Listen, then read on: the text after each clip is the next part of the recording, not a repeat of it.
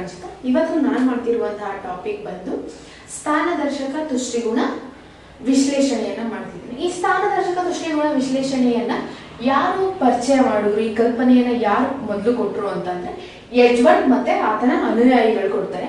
ಮತ್ತೆ ಈ ಸ್ಥಾನದರ್ಶಕ ತುಷ್ಟಿಗುಣ ಅಂತ ಅಂದ್ರೆ ಏನಂದ್ರೆ ಒಂದನೆಯ, ಎರಡನೆಯ, ಮೂರನೆಯ, ನಾಲ್ಕನೆಯ ಅಂತ ಸ್ಥಾನವನ್ನ ಸೂಚಿಸುವುದಕ್ಕೆ. ಅಂದ್ರೆ ಇವಾಗ ನಮ್ಗೆ ಯಾವ ಪ್ರಮಾಣದಲ್ಲಿ ತುಷ್ಟಿಗುಣ ಸಿಕ್ತು ಅಥವಾ ಯಾವ ಪ್ರಮಾಣದಲ್ಲಿ ಒಂದನೆಯ ವಿಭಾಗದಲ್ಲಿ ನಮ್ಗೆ ಹೆಚ್ಚು ತುಷ್ಟಿಗುಣ ಸಿಕ್ತೋ ಅಥವಾ ಎರಡನೆಯ ವಿಭಾಗದಲ್ಲಿ ನಮ್ಗೆ ಹೆಚ್ಚು ತುಷ್ಟಿಗುಣ ಸಿಕ್ತೋ ಆ ರೀತಿ ಅರ್ಥೈಸುವುದಕ್ಕೆ ನಾವು ಸ್ಥಾನದರ್ಶಕ ತುಷ್ಟಿಗುಣ ಅಂತ ಕರಿತೀವಿ.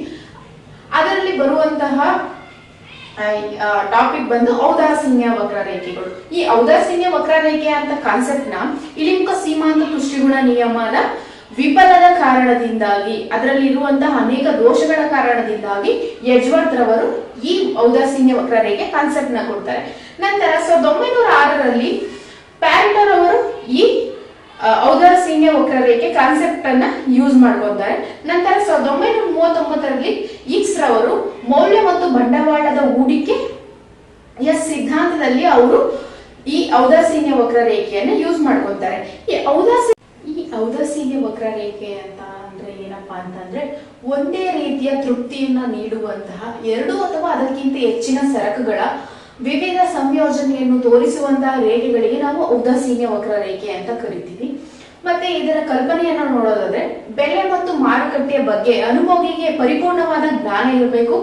ಮತ್ತೆ ಅನುಭೋಗಿಯ ಆಕಾಂಕ್ಷೆ ಯಾವಾಗ್ಲೂ ಏನಪ್ಪಾ ಇರುತ್ತೆ ಅಂತ ಅಂದ್ರೆ ಗರಿಷ್ಠ ಮಟ್ಟದ ತೃಪ್ತಿಯನ್ನ ಪಡ್ಕೋಬೇಕು. ಎರಡು ವಸ್ತುಗಳಾಗಿರ್ಬೋದು, ಅದಕ್ಕಿಂತ ಹೆಚ್ಚು ವಸ್ತುಗಳಾಗಿರ್ಬೋದು, ಅವುಗಳ ಸಂಯೋಜನೆ ಮಾಡಿಕೊಂಡು ಆತನು ಹೆಚ್ಚು ಗರಿಷ್ಠ ಮಟ್ಟದ ತೃಪ್ತಿಯನ್ನ ಪಡ್ಕೋಬೇಕು ಅಂತ ಆಕಾಂಕ್ಷೆ ಆಗಿರ್ತಾನೆ.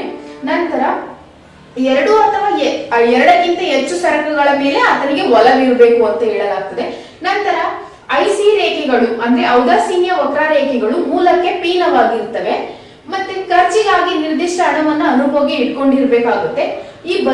ಈ ನಾವು ಯಾವ ವಸ್ತುಗಳೊಂದಿಗೆ ಸಂಯೋಜನೆ ಮಾಡ್ಕೋಬೇಕು ಅಂತ ಅನ್ಕೊಂಡಿರ್ತೀವೋ ಅವೆರಡು ಸಹ ಬದಲಿ ವಸ್ತುಗಳಾಗಿರ್ಬೇಕು.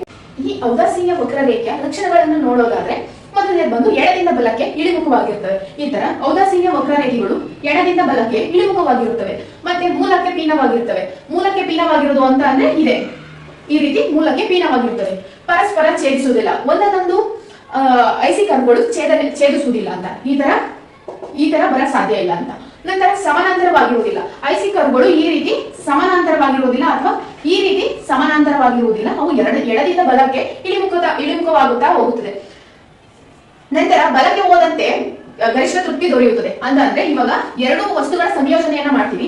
ಇದು IC1, ಇದು IC2. IC1 ಗಿಂತ IC2 ಹೆಚ್ಚು ತೃಪ್ತಿಯನ್ನು ನೀಡುತ್ತದೆ. ಅದೇ ರೀತಿ IC3 ಹೋದ್ರೆ ಅದು ಹೆಚ್ಚು ತೃಪ್ತಿಯನ್ನ ನೀಡುತ್ತದೆ. ಮತ್ತೆ ಯಾವುದೇ ಅಕ್ಷವನ್ನ